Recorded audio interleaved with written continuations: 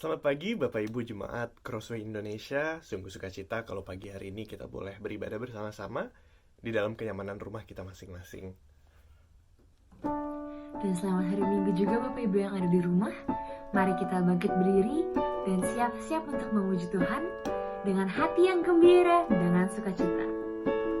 Dan mari kita nyanyikan lagu Anggur Baru Tercurah. Dan jangan lupa untuk tersenyum.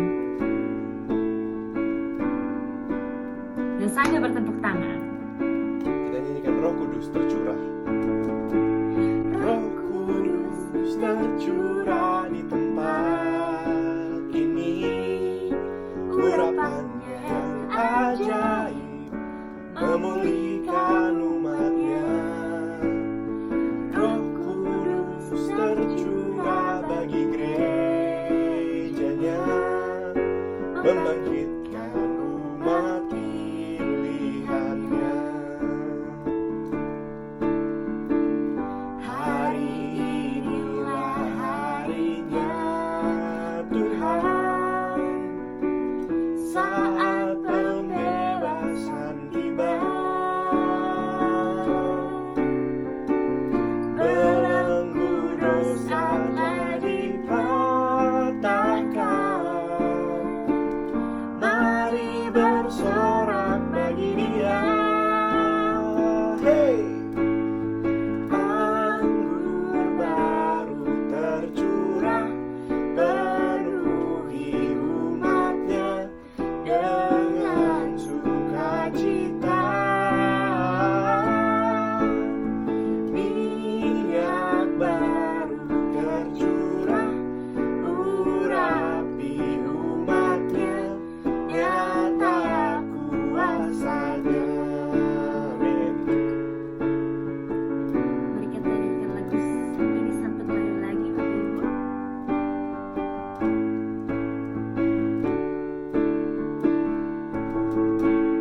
Roh Kudus tercurah di tempat ini, urapannya yang ajaib memulihkan umatnya.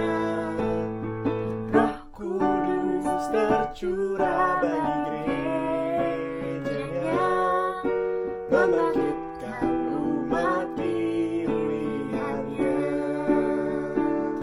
Hari inilah harinya Tuhan, saat pembebasan tiba. Belenggu dosa telah dipatahkan. Mari bersorak bagi Dia. Hey! Anggur baru tercurah, penuhi umatnya dengan sukacita. Minyak baru tercurah, urapi umatnya, nyata kuasanya. Katakan hari ini. Hari inilah harinya Tuhan, saat pembebasan tiba. Amin. Belenggu dosa telah dipatahkan. Mari bersorak bagi Dia. Hey! Anggur baru tercurah, penuhi umatnya dengan sukacita. Minyak baru tercurah, urapi umatnya, nyata kuasanya. Nyata kuasanya. Nyata kuasanya.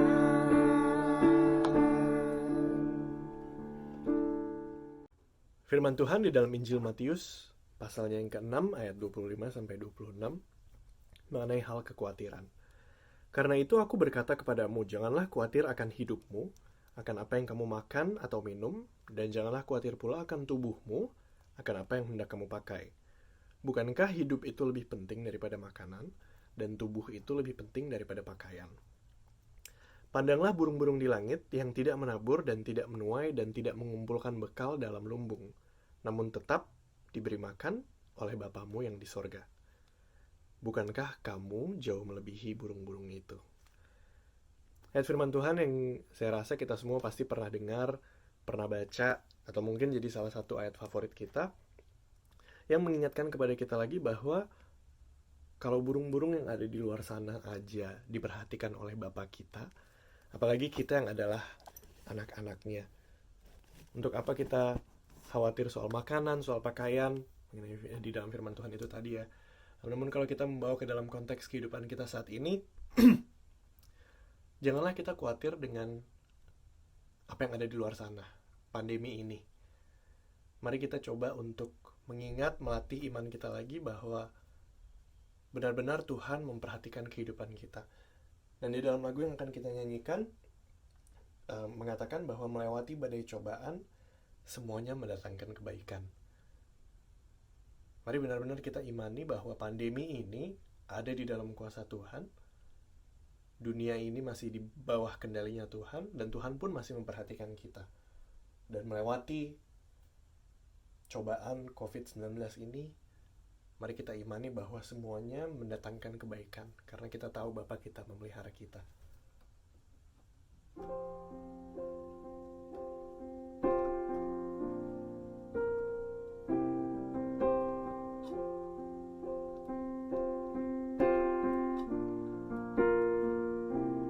Ku tahu Bapa peliharaku,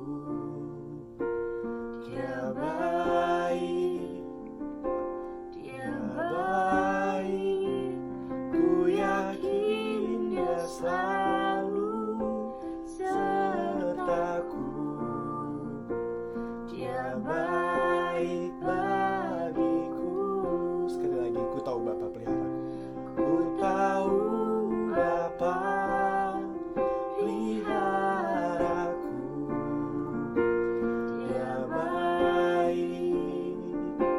Dia baik, ku yakin Dia selalu sertaku.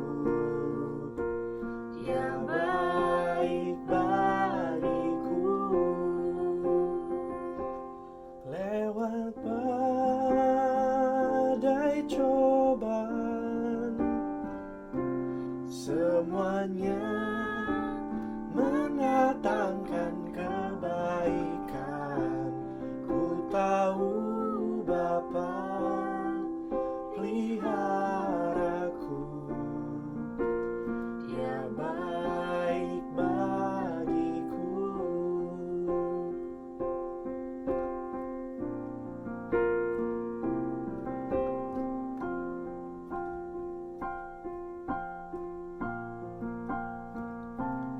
Ku tahu Bapa peliharaku. Dia baik, ku yakin Dia selalu sertaku. Dia baik bagiku. Lewat badai cobaan, semuanya mendatangkan kebaikan. Ku tahu Bapa peliharaku. Dia baik bagiku. Ku tahu Bapa peliharaku. Dia baik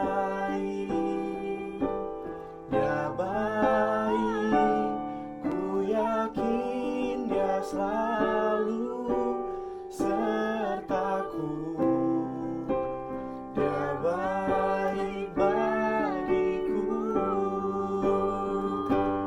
Lewat badai cobaan, semuanya mendatangkan kebaikan. Ku tahu Bapa peliharaku, Dia baik bagiku. Lewat badai cobaan, semuanya mendatangkan kebaikan. Ku tahu Bapa peliharaku, Dia baik bagiku.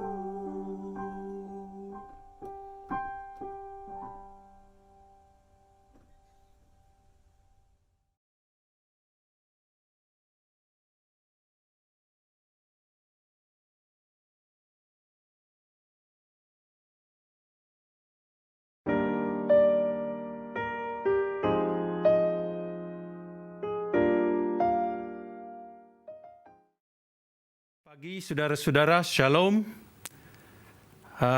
Puji Tuhan, oleh anugerahnya kita masih bisa beribadah hari ini. Hari ini saya akan mengajak saudara belajar tentang satu topik yang sangat penting menurut iman Kristen, yaitu tentang rapture, pengangkatan gereja. Akhir-akhir ini kita mungkin sering mendengar karena musibah ini, orang mengatakan Tuhan Yesus akan segera datang atau kedatangannya sudah makin dekat. Saudara, ajaran tentang kedatangan Tuhan Yesus ini memang sangat penting, atau tentang rapture ini sangat penting. Oleh sebab itu, karena kita harus tahu bahwa rapture ini akan merupakan klimaks kehidupan gereja di bumi. Memang penting saudara-saudara kita harus belajar ini, mengingat di akhir masa akhir zaman ini akan banyak muncul ajaran-ajaran palsu yang menyimpangkan kebenaran firman Tuhan, sehingga secara tidak sadar orang-orang Kristen yang tidak mendalami firman Tuhan bisa disesatkan. Oleh sebab itu saudara-saudara, mari kita akan belajar hari ini. Pembacaan Alkitab yang saya ambil dari 1 Tesalonika 4:13-18 adalah surat yang dikirim oleh Rasul Paulus kepada jemaat di Tesalonika. Nah, sebelum kita membaca dan merenungkan, mari kita berdoa terlebih dahulu. Tuhan, kami datang ke hadirat-Mu, menyerahkan hidup kami, menyerahkan ibadah ini, menyerahkan diri kami masing-masing. Dan Tuhan, ketika kami membaca, merenungkan firman-Mu, firman kebenaran ini, biarlah Tuhan Engkau oleh Roh-Mu menjelaskan, memampukan kami untuk mengerti, dan lebih dari itu memampukan kami untuk menerapkan dalam hidup kami sehari-hari. Kami serahkan hamba-Mu yang akan menyampaikan kebenaran firman-Mu, urapi dia, pakai dia. Kami serahkan seluruh ibadah hari ini di dalam nama Tuhan Yesus Juru Selamat kami. Amin. Saudara, mari kita melihat 1 Tesalonika pasal 4 ayat 3-18, saya mau saudara membuka Alkitab saudara. Saya tidak akan membacakan karena saudara akan melihat itu dalam slide saya nanti. Saudara yang kekasih dalam Tuhan, mari saya ajak saudara menengok sedikit sejarah gereja. Saudara, sebagai gereja yang didirikan oleh Tuhan Yesus, maka gereja akan mengalami dua tahap besar dalam kehidupannya, yaitu kehidupannya waktu di bumi dan nanti kelak kehidupannya di sorga. Saudara, kalau saudara perhatikan di sana, kehidupan di bumi, gereja itu lahir.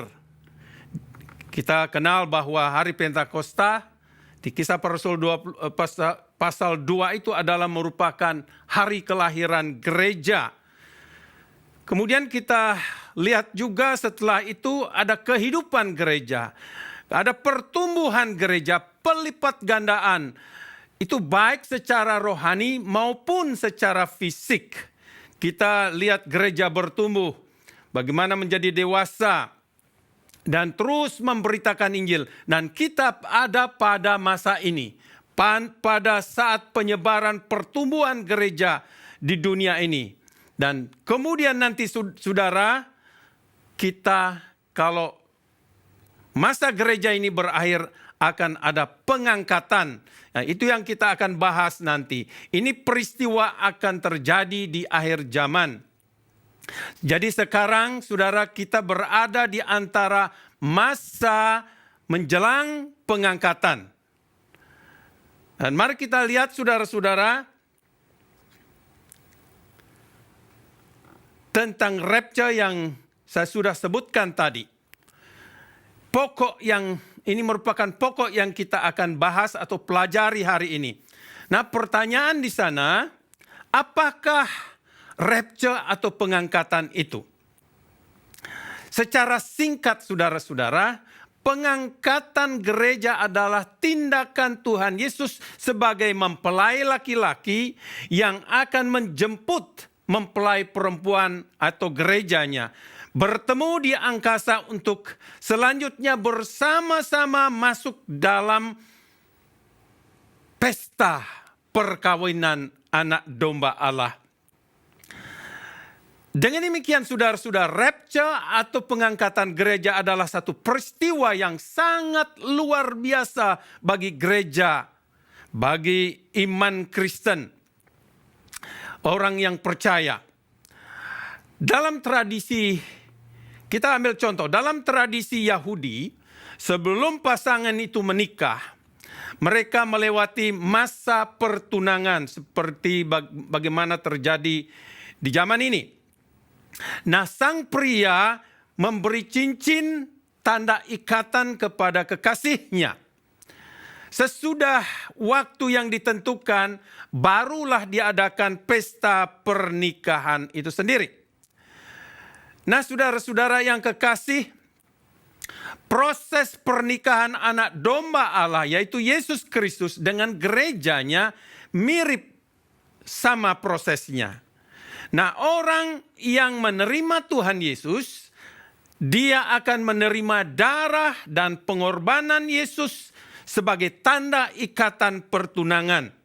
Dengan demikian saudara-saudara, dia adalah tunangan Tuhan Yesus. Jadi gereja adalah tunangan Tuhan Yesus. Selanjutnya saudara-saudara, satu saat pada waktu yang ditentukan Allah, Yesus akan datang menjemput gerejanya dan mengangkatnya ke angkasa, dikatakan firman Tuhan. Lalu terjadilah pesta pernikahan tersebut. Itulah gambaran singkat daripada rapture yang akan terjadi nanti.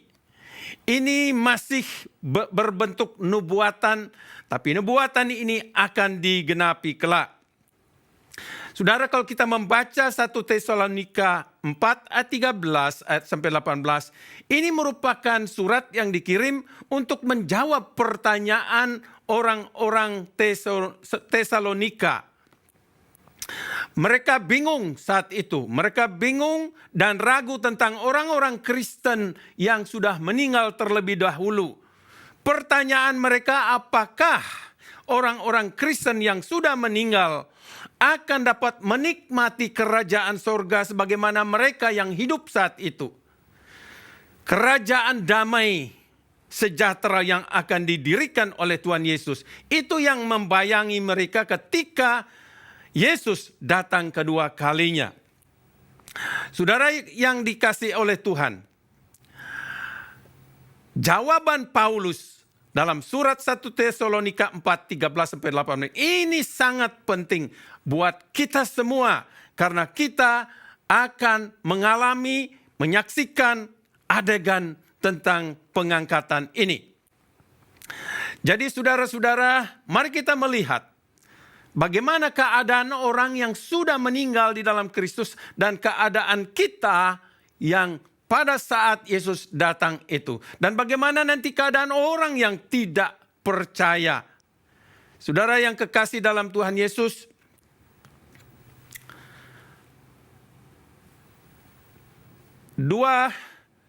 mari kita melihat beberapa tanda atau beberapa pandangan tentang rapture, ya. Beberapa pandangan tentang rapture. Saudara, pertama mari kita melihat saudara-saudara beberapa pandangan tentang kematian dulu, ya.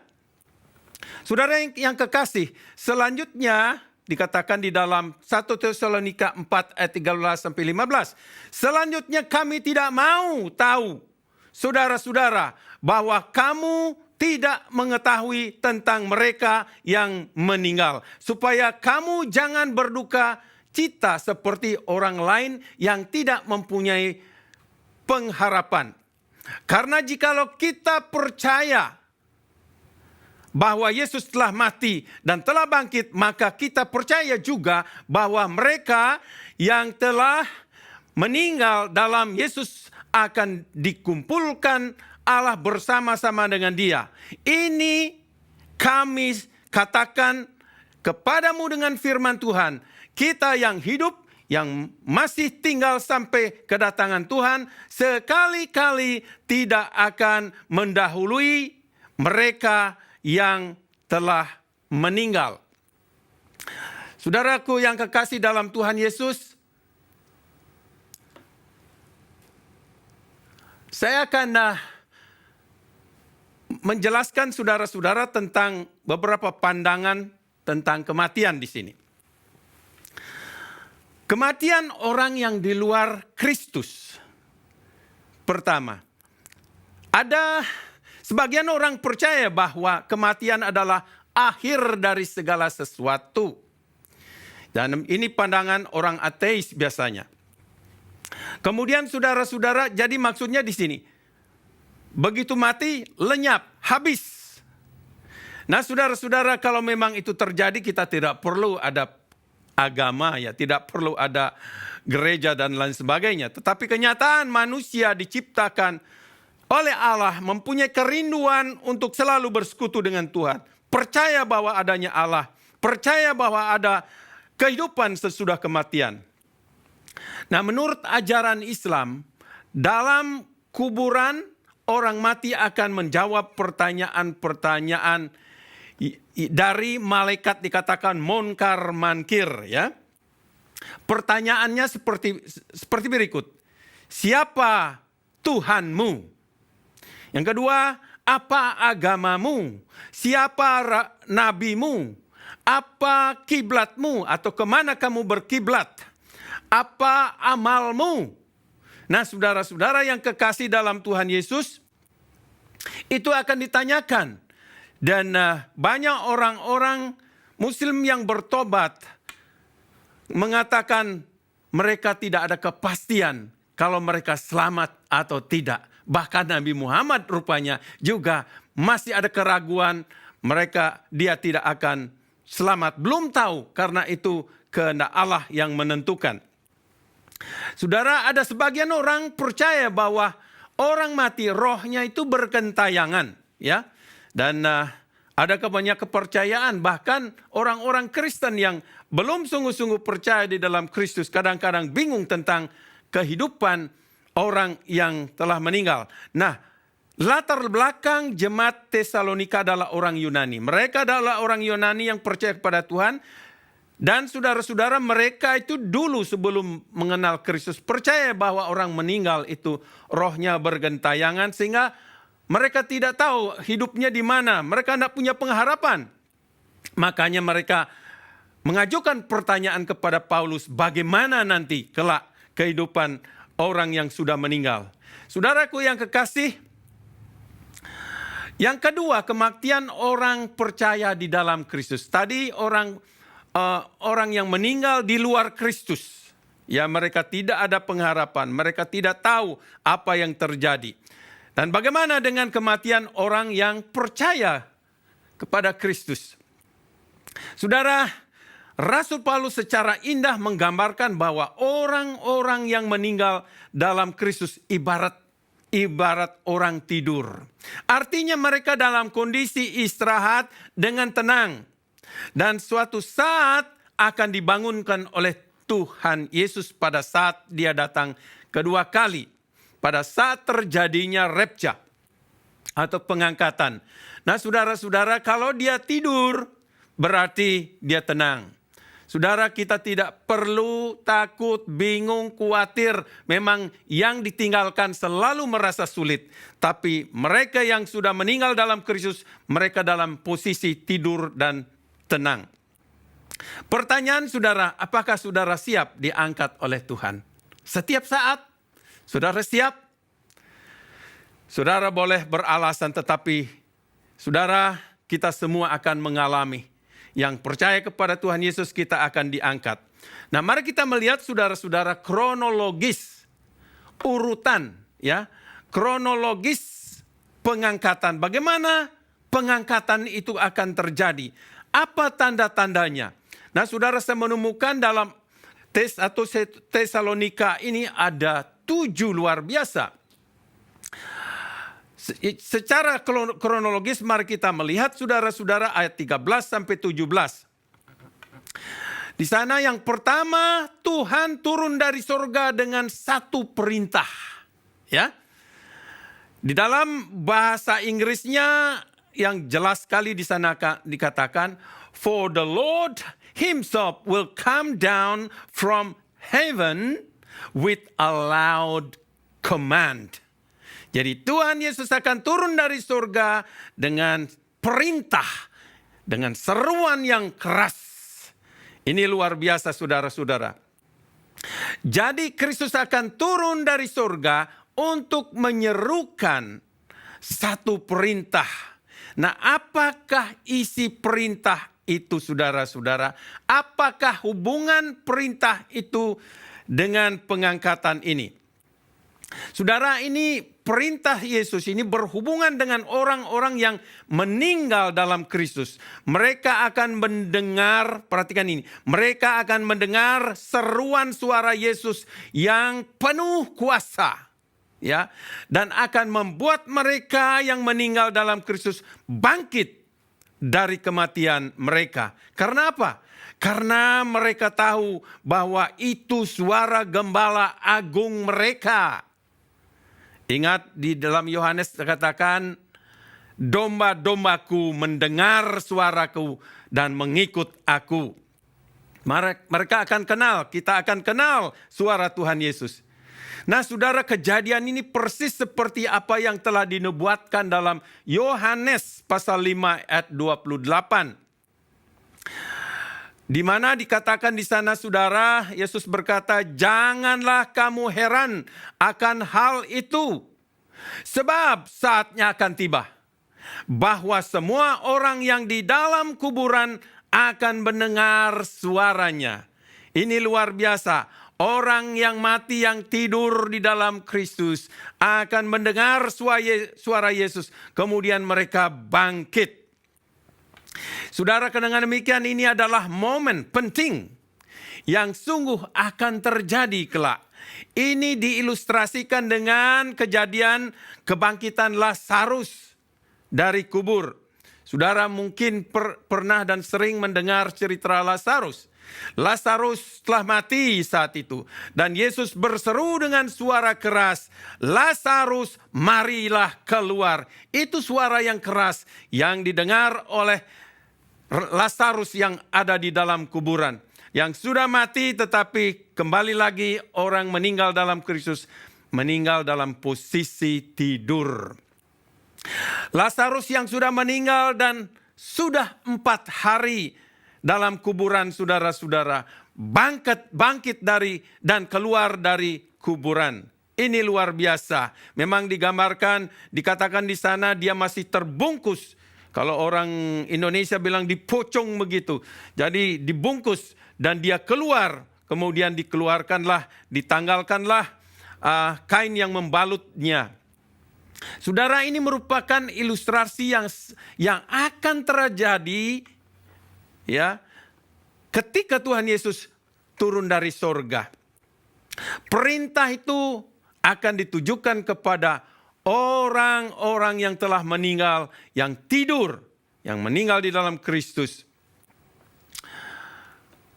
Saudara yang kekasih, yang kedua, tanda yang kedua, Tuhan akan datang dengan diiringi seruan suara penghulu malaikat.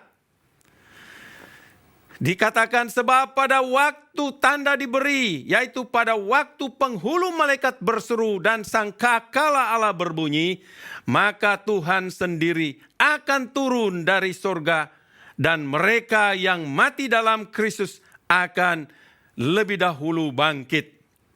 Pertanyaannya di sini saudara, siapakah penghulu malaikat itu? Ini tidak lain adalah Mikael. Kalau bahasa Inggrisnya Michael. Satu-satunya penghulu malaikat dalam Alkitab yang bernama Mikael. Nah, penghulu malaikat yang berseru, saya percaya akan mengumpulkan pasukan malaikat saat itu. Jadi saya percaya bahwa waktu gereja diangkat, Tuhan Yesus akan diiringi oleh pasukan malaikatnya. Ini suatu hal yang luar biasa. Nah, saudara, yang ketiga di sana katakan akan ada suara sangkakala. Menarik. Sebab pada waktu tanda diberi, yaitu pada waktu penghulu malaikat berseru dan sangkakala Allah berbunyi, maka Tuhan sendiri akan turun dari surga dan mereka yang mati dalam Kristus akan lebih dahulu bangkit. Saudara, di masa perjanjian lama, khususnya seperti Keluaran 19, bagaimana Allah menyatakan diri kepada bangsa Israel, di mana suaranya seperti bunyi sangkakala dikatakan, yang mengumpulkan mereka untuk mendengar suara Allah. Suara sangkakala memberikan perintah untuk berkemah atau berbaris. Jadi saudara-saudara, suara sangkakala akan menjadi tanda ketika Tuhan Yesus datang. Nah saudara, pada masa pemerintahan Romawi, trompet yang dibunyikan untuk memerintahkan para pasukan tentara untuk berhenti atau untuk maju, atau perintah untuk berkemah. Ada, mereka pakai ini.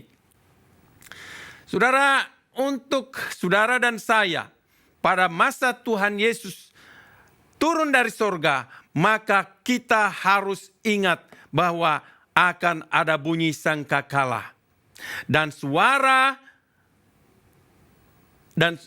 itu bagi saudara dan saya, kita akan dengar dan kita akan responi. Saya teringat akan satu lagu him. Syairnya berbunyi begini. Kalau bunyi sangkakala, kalau bunyi sangkakala, kalau bunyi sangkakala aku ada. Kalau bunyi sangkakala, kalau bunyi sangkakala, kalau bunyi sangkakala, kalau bunyi sangkakala ku ada. Saudara, artinya saudara tidak perlu panik. Karena saudara tahu persis bunyi sangkakala itu akan saudara dengar. Dan adalah satu tanda Tuhan Yesus akan turun dari sorga. Lalu selanjutnya apa yang akan terjadi sesudah itu? Mari kita melihat yang keempat.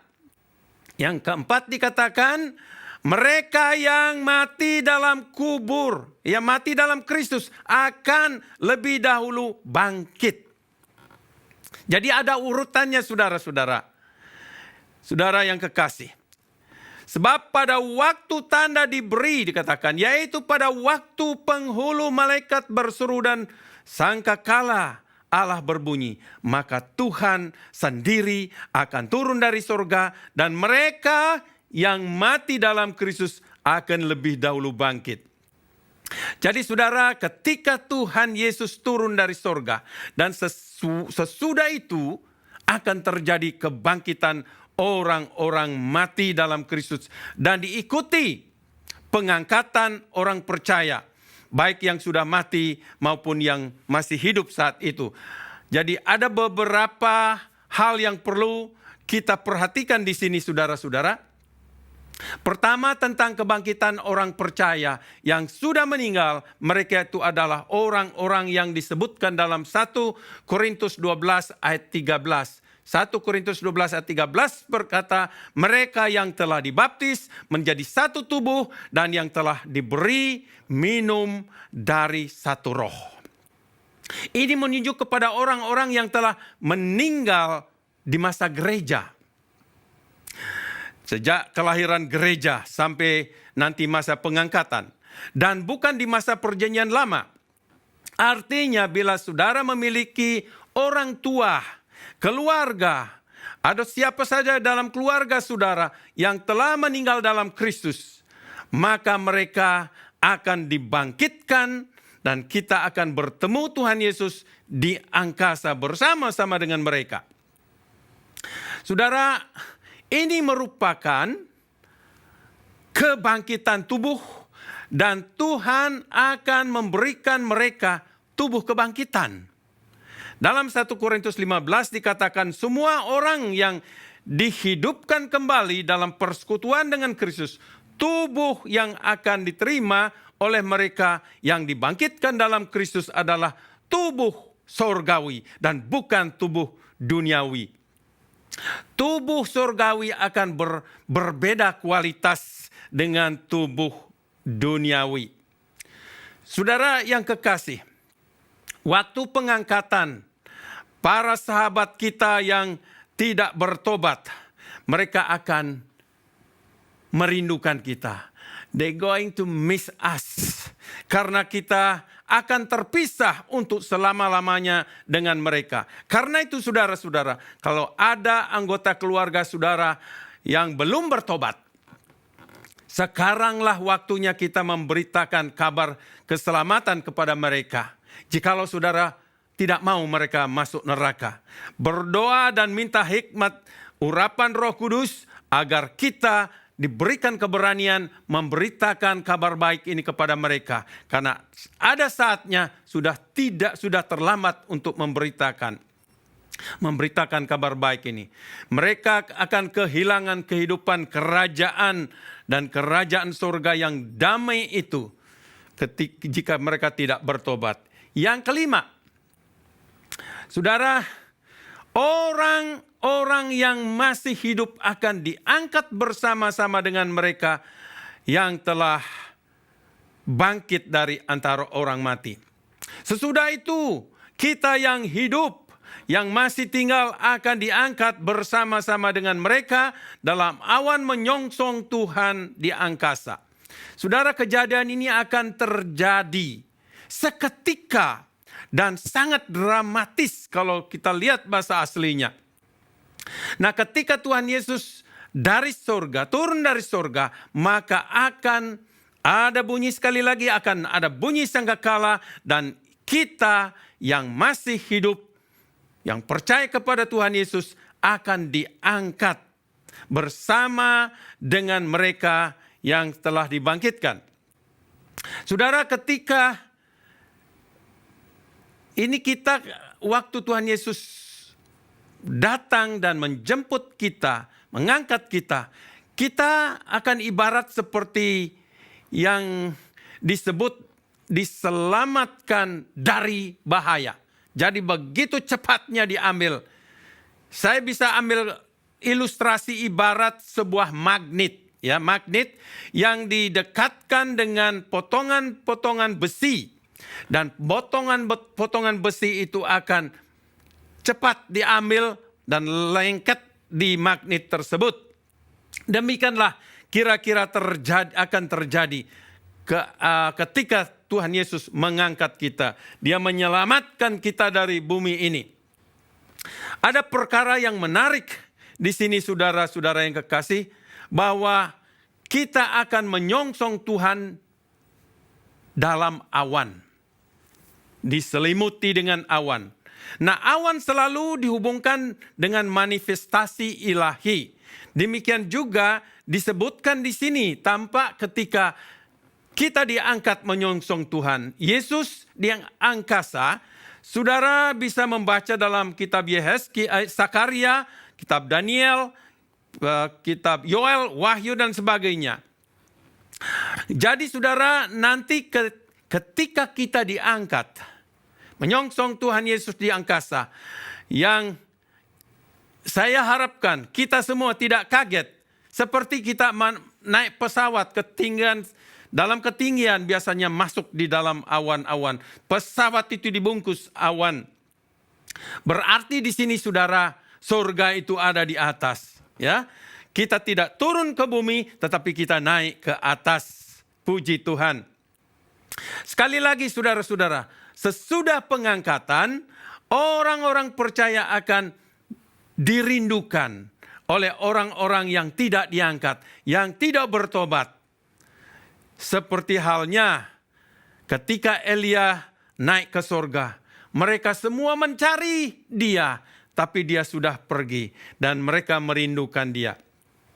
Yang jelas saudara, dunia sadar bahwa satu saat gereja atau orang-orang Kristen sudah tidak ada di bumi.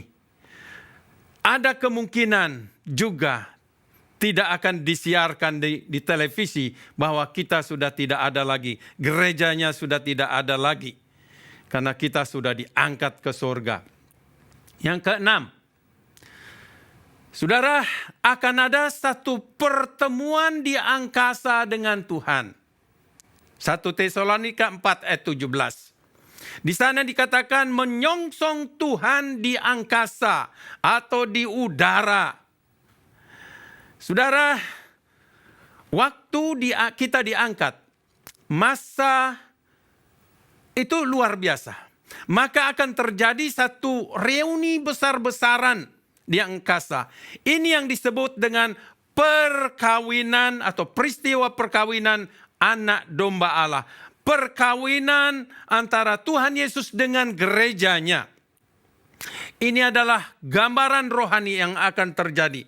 Kita akan bertemu dengan Tuhan Yesus dan dengan saudara-saudara kita yang meninggal di dalam Kristus yang mendahului kita. Saudara pasti rindu. Saya rindu akan bertemu dengan ayah, ibu saya dan kakak-kakak saya sudah mendahului saya. Mereka semua meninggal di dalam Tuhan Kristus Yesus. Sungguh indah pertemuan itu. Yang selanjutnya saudara-saudara, ada dikatakan 7 tahun, 7 masa penantian di angkasa. Ya, hingga Kristus menyatakan penghukumannya. Dan sesudah itu Tuhan Yesus akan mendirikan kerajaan damai. Ini akan terjadi, Yesus akan memerintah dengan gerejanya selama 1000 tahun. Memang saudara-saudara ada penafsir-penafsir yang tidak sepaham ya tentang apakah ini 1000 tahun benar-benar secara literal 1000 tahun. Tidak ada yang tahu. Karena firman Tuhan juga berkata 1000 tahun sama dengan sehari. Ya, saudara, kita tidak usah terlalu dibingungkan saat itu. Memang ada banyak hal-hal yang tidak kita mengerti 100%. Tapi yang penting kita tahu Yesus akan datang. Yang ketujuh saudara, yang ketujuh dikatakan akan ada hubungan kekal di surga. Disinilah akhir dari segala-galanya, gereja tidak ada lagi di bumi. Dikatakan demikian di kalimat terakhir, anak kalimat terakhir, demikianlah kita akan selama-lamanya bersama dengan Tuhan. Nah saudara, sebagian penafsir di sini berpendapat bahwa dalam ayat 17 ini, hubungan yang permanen akan terjadi dengan Tuhan Yesus selama 7 masa di angkasa. Maka sesudah akhir 7 masa ini, apa yang terjadi? Kita akan kembali ke dunia bersama-sama dengan Tuhan Yesus, di mana Ia akan mendirikan kerajaan damai tersebut. Kita akan bersama dengan Dia memerintah selama 1000 tahun di dalam kerajaan damai di bumi. Kita akan bersama dengan Dia dalam kekekalan. Itulah akhirnya. Nah, saudara-saudara yang kekasih dalam Tuhan Yesus, itulah ketujuh tanda-tanda yang mengikuti ketika Yesus mengangkat gerejanya. Selanjutnya kita yang masih hidup hingga hari pengangkatannya dianjurkan oleh Rasul Paulus dalam ayat 18. Mari kita melihat anjurannya. Ini sangat penting, saudara. Ini untuk kita yang masih hidup sebelum Yesus datang kedua kali. Dikatakan karena itu, hiburkanlah seorang akan yang lain dengan perkataan-perkataan ini.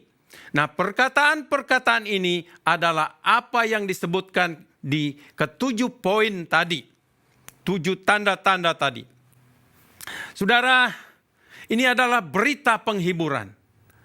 Berita penghiburan, jadi 1 Tesalonika 4:13-18, ini adalah berita penghiburan bagi kita yang percaya bahwa pengangkatan orang percaya bukan satu peristiwa yang menakutkan, tapi satu peristiwa yang luar biasa, yang tidak pernah kita bayangkan, tidak bisa kita lukiskan kebahagiaan tersebut. Karena itu selama kita ada di bumi, mari kita saling menasihati satu sama lain. Coba saudara perhatikan Ibrani, salah satu nasihat juga, Ibrani 10:24-25. Dan marilah kita saling memperhatikan supaya kita saling mendorong dalam kasih, dalam pekerjaan baik. Janganlah kita menjauhkan diri dari pertemuan-pertemuan ibadah kita. Makanya ibadah hari Minggu, saudara, saya anjurkan kita jangan menghindar dari pertemuan tersebut. Seperti dibiasakan oleh beberapa orang. Tetapi marilah kita saling menasihati dan semakin giat melakukannya menjelang hari Tuhan yang mendekat. Saudara, ini nasihat yang bagus. Oleh sebab itu perhatikan di sana, saling memperhatikan, saling mendorong dalam kasih, saling mendorong dalam pekerjaan baik. Jangan menjauhkan diri dari pertemuan-pertemuan ibadah seperti kebiasaan orang lain. Saling menasihati, semakin giat melakukannya menjelang Tuhan, hari Tuhan yang mendekat. Hari kedatangan Tuhan Yesus kedua kali sudah di ambang pintu. Nah, saudara, sebagai kesimpulan, sebagai gereja, kita saat ini sudah berada di penghujung jalan, di penghujung sejarah gereja. Tanda-tanda akhir zaman sudah banyak digenapi. Kita bisa lihat di dalam Matius pasal 24. Banyak sekali tanda-tanda di sana. Nah, pertanyaan saudara, apakah saudara siap bila Tuhan Yesus datang untuk menjemput saudara? Bagaimana kalau dia datang besok atau nanti malam atau dan lain sebagainya? Apakah saudara siap? Apakah secara pribadi saudara siap? Saudara, Alkitab secara berulang kali berkata, berjaga-jagalah. Kedatangan Tuhan diibaratkan sebagai pencuri pada waktu malam. Maksudnya tidak ada seorang pun yang tahu, karena kita tidak diberitahukan jam berapa dia akan datang. Karena itu saudara, kita harus tetap berjaga-jaga dan berdoa. Doa saya kiranya Roh Kudus mempersiapkan kita dalam menyambut kedatangan Tuhan Yesus ketika dia datang menjemput kita. Saudara, mari perhatikan, ada pertanyaan untuk direnungkan. Saudara renungkan ini. Apakah saudara termasuk orang-orang yang bingung dan ragu tentang kedatangan atau keadaan keluarga saudara yang telah meninggal? Apakah pandangan saudara tentang hidup sesudah kematian masih kabur? Apakah saudara sudah siap bila Tuhan Yesus datang segera? Yang keempat, apakah saudara sudah dan sedang dan akan melakukan anjuran firman Tuhan dalam 1 Tesalonika, ya bukan 1 Kolose, 1 Tesalonika 4 ayat 18 dan Ibrani 10 ayat 24 sampai 25. Saya berdoa kiranya Tuhan memberkati saudara dengan firman Tuhan hari ini. Puji Tuhan. Mari kita tutup di dalam doa. Ya Tuhan, kami mengucap syukur atas firman-Mu yang telah mengajar kami tentang hari di mana Engkau akan mengangkat gereja-Mu, yakni orang-orang yang percaya kepadamu. Mampukan kami melakukan apa yang Rasul Paulus anjurkan dalam ayat 18, di mana kami harus saling menghibur dan saling menasihati satu dengan yang lain. Dengan kata-kata firman-Mu yang telah kami pelajari hari ini, dan juga nasihat dalam Ibrani 10 ayat 24-25, semakin giat melakukan menjelang hari Tuhan yang sudah mendekat. Sidang jemaat, pulanglah dengan sejahtera, arahkanlah hatimu dan terimalah berkat Tuhan. Kiranya kasih dari Allah Bapa, anugerah Tuhan Yesus Sang Putra di dalam persekutuan Roh Kudus menyertai saudara-saudara sekalian dari sekarang sampai selama-lamanya. Haleluya. Amin. Tuhan memberkati. Selamat beraktivitas.